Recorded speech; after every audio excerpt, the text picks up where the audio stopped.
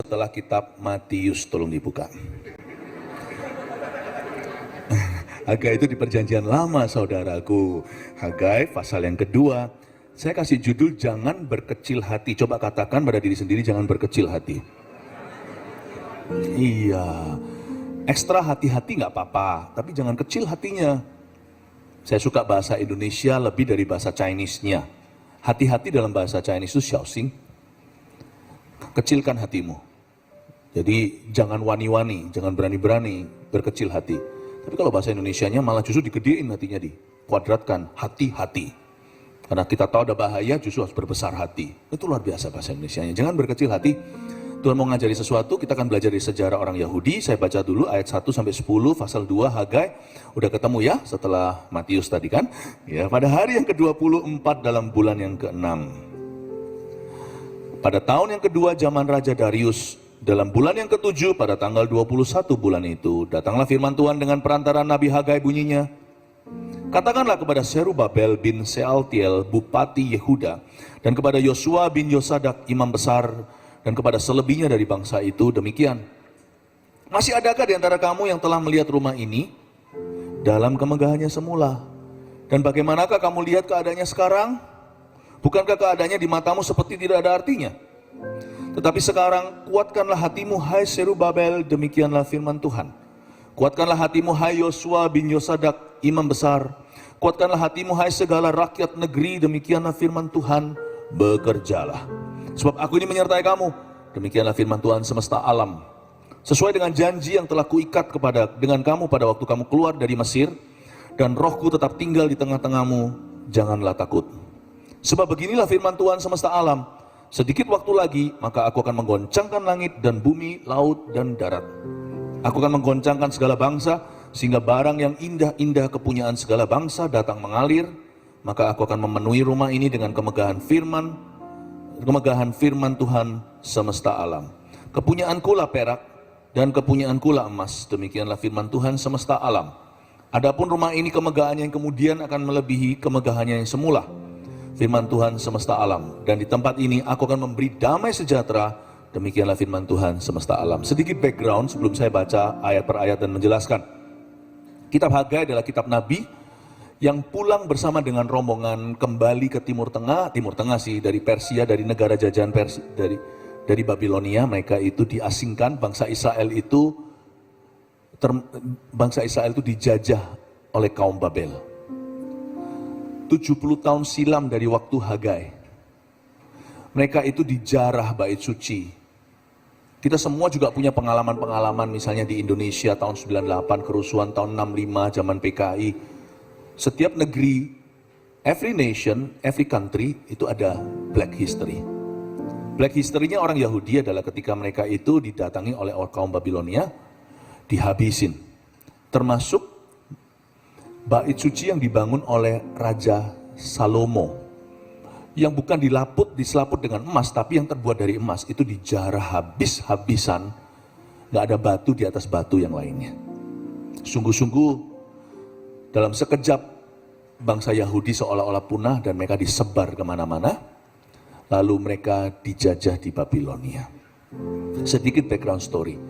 Lalu 70 tahun yang akan datang setelah black history, setelah mereka dihancurkan, maka seorang raja di Persia, hatinya tergugah, pulanglah kau orang-orang Yahudi, bangunlah bait sucimu.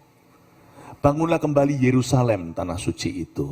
Maka mereka kembali, rombongan itu termasuk seorang nabi yang terus cayo-cayoin rekan-rekannya. Ayo bangun rumah Tuhan, bangun rumah Tuhan.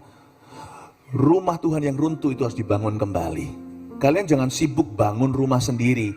Boleh bangun rumah sendiri, setiap orang punya properti, setiap orang punya gawe, punya pekerjaan. Tapi jangan bengkelaikan pekerjaan Tuhan, karena itu yang membuat kalian sebagai bangsa diberkati, yaitu rumah Allah alias gereja di perjanjian lama. Bangsa Israel dipanggil oleh Tuhan, ayo pulang, kembali ke tanah airmu. Ini bukan secara geografi hari ini aplikasi. Aplikasinya buat kita hari ini adalah secara rohani. Kembali ke rencana Allah semula, carilah dahulu kerajaan sorga dan kebenarannya, maka semua akan ditambahkan kepadamu. Ayo dibangun lagi, aku menyertaimu. Kalau kamu mencari dulu dan membangun dulu kerajaanku, segala sesuatu di hidupmu pun aku akan tambahkan.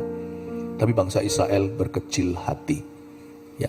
Nah sekarang kita akan mengerti bagaimana bangsa Israel dikuatkan oleh Tuhan. Kita akan baca ayat per ayat dan saya akan jelaskan. Oke? Jadi Raja Persia ini mengalahkan Babilonia.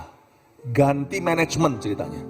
Yang dulunya itu mengasingkan orang Yahudi, yang ini digerakkan oleh Roh Kudus untuk memulangkan mereka. Tuhan itu bisa menciptakan sikon sekeliling kita agar kondusif untuk melayani. Tapi sikon atau situasi kondisi yang sempurna tidak ada di seluruh dunia. Kita harus memilih untuk melakukan kehendak Allah. Itu pilihan tidak bisa kita serahkan ke orang lain dan jangan salahkan keadaan. Mereka punya pilihan, buktinya sikonnya dibuat kondusif pun orang Yahudi berkecil hati. Beriman atau tidak, itu semua keputusan hati. Kita hari ini mau percaya Tuhan bisa memakai kita atau iman kita hanya untuk kebutuhan hidup kita, ya terserah Anda. Kalau saya jadi Anda, saya tidak akan targetkan ke bulan. Kalau targetkan bulan paling saya akan makan terang bulan. Kangen nggak terang bulan? Paling saya cuma ada di halaman belakang pakai keker-keker melihat ke bulan itu. Tapi kalau saya target matahari, mungkin saya nggak nyampe ke sana, saya akan berakhir di bulan. Janganlah fokus hidupmu di Australia ini hanyalah untuk just to pay your bills, to buy your house, the mortgage, lalu hanya sekedar sekolahkan anak besar, so what? Semua kita tuh akan mati, mau bawa apa kalau hidup kita cuma begini? Apa bedanya kita sama orang dunia? Main Tuhan-Tuhanan kan? Tuhan mau ada di hidup kita, dan Tuhan mau memberi kita prioritas yang berbeda. Targetkan matahari, jangan bulan, kebutuhan. Bulan itu kebutuhan hidupmu saja dan keinginanmu. Targetkan kerajaan sorga. Segala sesuatu ditambahkan, dan saya percaya hidupmu akan bermakna. Jangan berkecil hati, sekarang ayat per ayat, baca, dan juga ambil catatan, sebab saya rasa ini semua khotbah yang bisa direferensi kembali, pengajaran ini akan berguna di hari-hari esok Anda. Pada hari yang ke-24 dalam bulan yang ke-6, pada tahun yang kedua zaman Raja Darius orang Persia itu ya, dalam bulan yang ke-7 pada tanggal 21 bulan itu datanglah firman Tuhan dengan perantaraan Nabi Hagai bunyinya. Kira-kira itu jatuh di bulan Oktober 520 sebelum Masehi, sedikit history. Padahal di ayat ini dikatakan pada hari yang ke-24 dalam bulan yang ke-6. Bulan yang ke-6 ini bukan Juni, karena ini bukan kalender barat. Ini kalender kuno. Jadi kurang lebih itu di sekitar bulan Oktober 520 years before Christ. Ya, 520 tahun, 500 tahun sekian sebelum Yesus dilahirkan. Kita sekarang mengerti itu kira-kira historinya. Tuhan itu punya waktu ilahi, katakan waktu ilahi. Untuk perkara besar di hidup kita, sungguhan. Tuhan itu punya